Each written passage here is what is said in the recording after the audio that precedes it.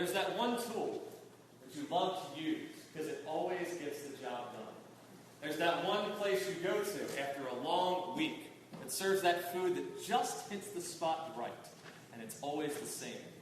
Or there's that one friend you go to when you just want to have a good old conversation because you know they'll listen, they'll be kind, and they'll have good advice for you. All of these things are constant things. You've known that tool works because you've used it a couple hundred times to get out that screw that just won't give with conventional means.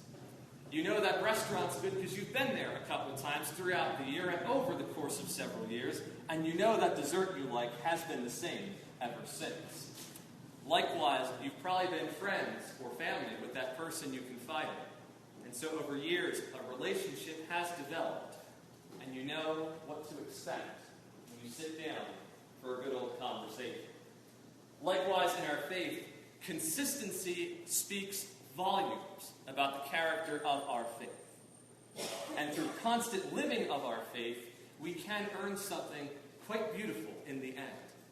You see, God calls us to live consistently and to show a witness of who He is and who His Son is. And so when we live out this faith, when we turn faith into action and show it over and over and over again, we witness to something much greater than ourselves.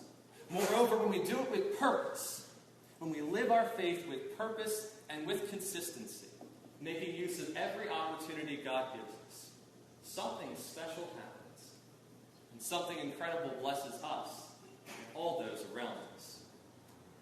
So let us be consistent people, people that God would be very happy to see.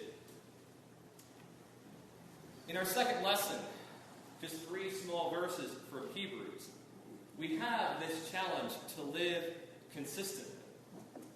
But let me first say that this is an interesting passage indeed, because in this chapter, the tone of Hebrews changes. You see, the first 12 chapters of Hebrews, before we got to this, were all this very large argument about faith. It was this big book of thoughts and things, but here in chapter 13, it changes. In this chapter, it starts dealing out in particulars about specific things, and right here it has to deal with living our faith consistently. I don't know about you, but the point that caught me in this was talking about angels in disguise. And I kind of stopped and had to think about that for most of this week. What's up with angels in disguise? Now, I thought, I don't think God is going to just arbitrarily send people down to check up on us just to see how we're doing. I don't think God is that type of God where He wants to spy on us and say, I saw you get angry. See, you're not perfect. I don't think it's that. I don't think God is like that per se. But instead, I see this as an opportunity for God to check up on us and to see how we're doing when we're not our best, when we're not prepared to do something great, when we just are who we are over the normal course of things. So to understand that, I thought of something a little bit more practical. You see, I made an observation recently. When we are preparing for guests, regardless of who it is, think about this. When you're preparing for guests in our homes, when any of us are, do you not clean that house more effectively in the hours, maybe just minutes, before they arrive than the entire rest of the week? Is it true? Maybe? Okay, I see some head nodding. Absolutely. When we clean before someone shows up, man, is that house spotless. It's just funny how effective it is because you know somebody's coming. And so when we're getting ready to expect company, all of a sudden we can do things with a little bit more purpose. We do it in a finer degree, and so we make the place ready.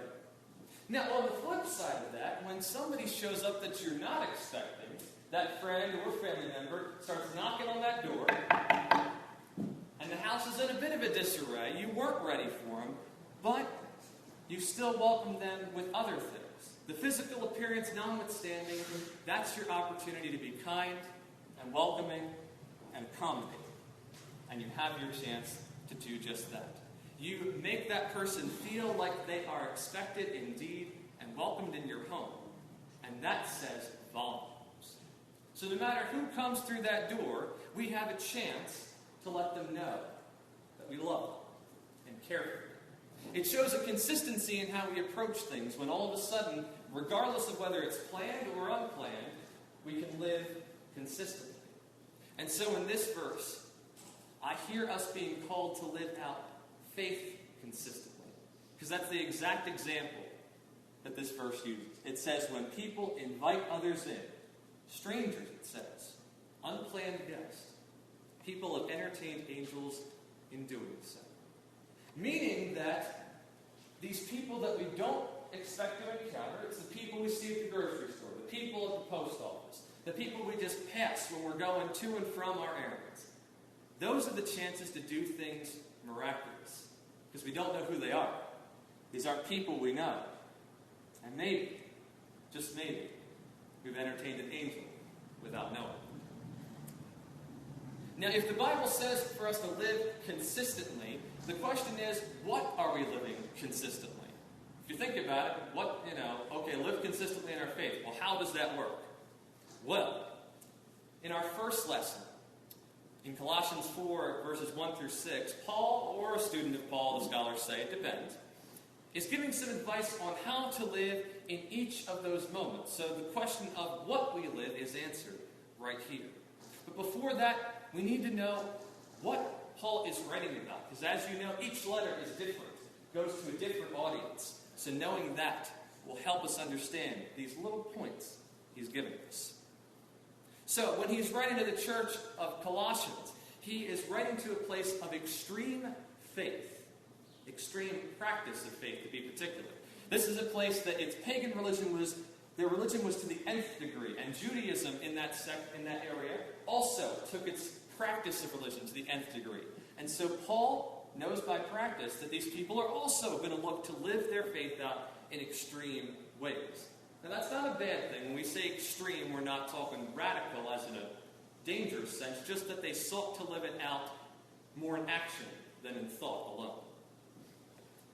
Moreover, this passage, everything that it says thereafter, has to relate to verse 1, in which Paul talks about treating people equally. He gives this example of masters and servants and says, masters, be sure to treat your servants justly. And he gives the reason why. He says, because you all have a master in heaven. So you're all on equal footing. Do we not know that same concept in our modern language? We talk about we're all equal before God. We all are valued the same way before God. Regardless of what the world says about us or tries to give us value, that each of us, no matter who we are of incredible value to God. And if we act out of that, something happens. So what is it that we are called to live out consistently? Well, Paul notes several things. He talks about kindness, about being kind, using pleasing words when you meet people. Doesn't kindness go a long way? It's not rhetorical, don't worry. Kindness does go a long way. And we know that from working with each other. We know that from observations out there in the real world, that a smile tends to go a long way. In fact, just last night, Kim showed me something, a new trend that is going around in video streaming.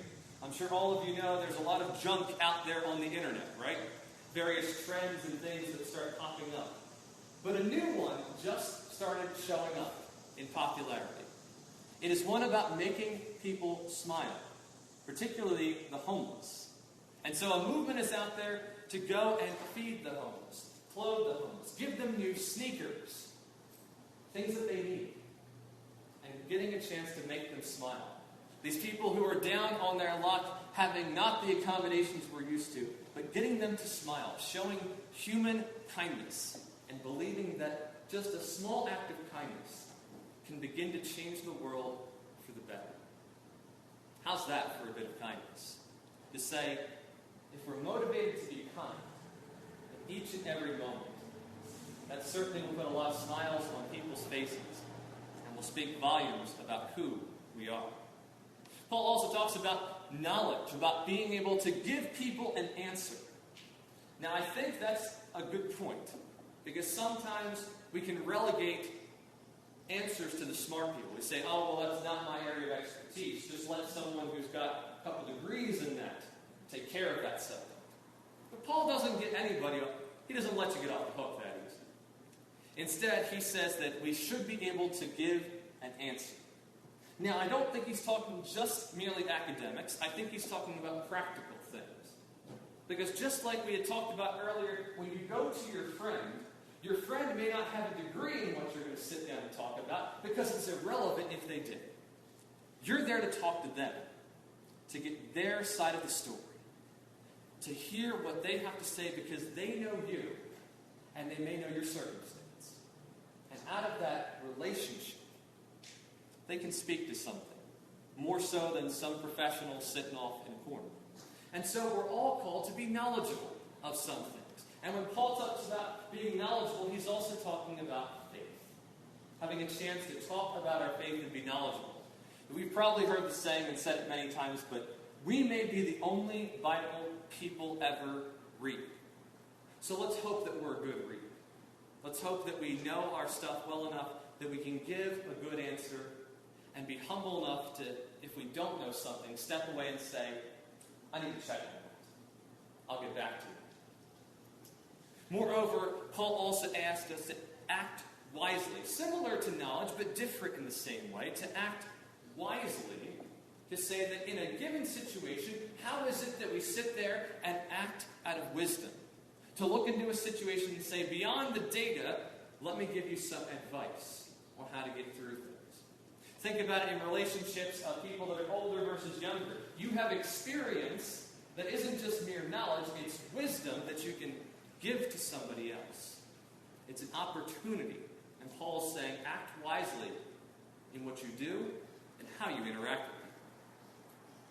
But the most powerful thing Paul talks about in this section, which I think relates to us directly, is to live blamelessly.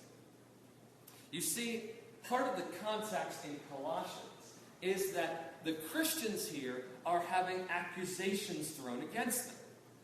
Now, this happened pretty much throughout the entire Roman world at that time. The Christians weren't very well liked, so people would levy accusations against them. But Paul's advice to counteract that movement is to say, live blamelessly so that your accusers are embarrassed for asking that of you. So when they say you're not a kind person, all of your actions are so consistent, so kind, so blameless, that they have no grounds, not a foot to stand on. And indeed, that is a good way to live, isn't it? To the point at which nobody can say something against you because how you act is consistent across the board. You're the same at home as you are at work. The same way at work as you are out and about. It's the same person. They don't have a way to get you. Now, on that same topic, we have to claim that there is a bit of difference with that. Indeed, Paul is saying to live blamelessly, but across the years that Christianity has been around, it's been difficult for the followers of God. In fact, I thought of an example when I was preparing this message. When Gandhi was asked about Christianity and about if he'd be interested in converting, he said in response, I would be happy to convert when Christians start acting like Christians. Now, it is a hard slap in the face, but I think one we have to accept because oftentimes the biggest criticism of Christians is that we are hypocritical. Sometimes we can sit here and talk a good talk on Sundays, but then we get out in the world and we're different people come Monday morning. We got some words about not liking Mondays or about the traffic we walk through on 412. We have some things that we're not happy about. We may be a little short with people after a long work week. We may have some issues with people that sit there and annoy us from time to time. And indeed, I'm not saying that we should deny that. Instead, we can transform and take the opportunities and capitalize on them. Because for me, the other thing, that third thing that's being spoken about, in addition to living consistently and knowing why we do it all, is to say we need to make the most of every opportunity God gives us. There's a film out there that illustrated this beautifully. It's called Evan Almighty. If you've heard of it, good for you. If not, take a look at it. It is worth it and is hysterical, so enjoy. The film Evan Almighty is basically a modern-day Noah story. And so in the movie, you can imagine that the woman who acts as Noah's wife has a pretty tall order when her husband, in the modern day, is building a giant ark and animals from all over the world are coming to see it. It's kind of weird. And she has a lot on her plate, in addition to raising their 3 kids. And so she is kind of at the ends of her rope. And God and her have this conversation. And she is asking him what to do. She is asking for strength and patience and for courage to take this on. And God responds with a unique thing at that inquiry about having courage. He says in response, would God make you brave? Or would he give you opportunities to be brave? Would God make you brave? Or would he give you opportunities to be brave? You see, I think a lot of times that's exactly what we get hung up on. We say that we're not patient people. We say that we're not overly kind people or overly knowledgeable. But instead, if you look at it the reverse way to say, is there an opportunity for me to be patient? Absolutely. Because oftentimes we say that we're not very patient with being patient, right? But instead to say, is there an opportunity for me to work on this very thing that I know I'm not good at? Which means I have a chance to change that trend. To be patient, to be kind, to be considerate. I can start changing it. And that's exactly how I can go about it. So if we're looking to start something new, if we're looking to capitalize and work on things that we are short on, there's a couple bits of advice I have on it. First off, if we're going to change something inside us to then translate into something exterior, I would say let's start with something small, achievable, but meaningful. Notice that there. It has to be something. If we're going to start something new, do something you can manage, but make sure it's meaningful. So if you're going to be kind, I would say if you're trying to increase your kindness, you want to start by saying, you know what, I'm going to be kinder to my spouse. I'm going to be kinder to my neighbor or to my children. Something that I can see the result of, something I can work on day to day, and then notice it a little bit later. Now, it's all well and good if you start it, but we need to be consistent to make it a pattern which makes it a characteristic of us. So we need to be consistent. Do it over and over and over again. So that means we wake up every day and say something kind to our spouse. Say hello to our neighbor. Make it a point to do that. Set a time in each day to do it. Make it worthwhile. But above all, you could do that over and over again. But we need to be accountable to it. Now you see, it's hard when you're trying to do something new to be solely accountable and monitor it inside yourself because, let's face it, self-monitoring isn't always accurate. Instead, we invite people to sit there and observe and assess us. And it would be good for us to have someone who's honest with us and who will listen to. That second point especially. Because you want someone to be able to tell you, if you ask them, how am I doing? And they'll give you an honest answer, but you have to be able to hear it. Otherwise, it doesn't do a whole lot of good. So with that in mind, God is calling each of us to live out our faith consistently through action in each and every opportunity he puts before us. There's a lot of opportunity out there. We just need to see it. So take your opportunities. Live out your faith. And in the end, I hope all of us hear the same answer from God. Well done, my child. Well done. Thanks be to God. Amen.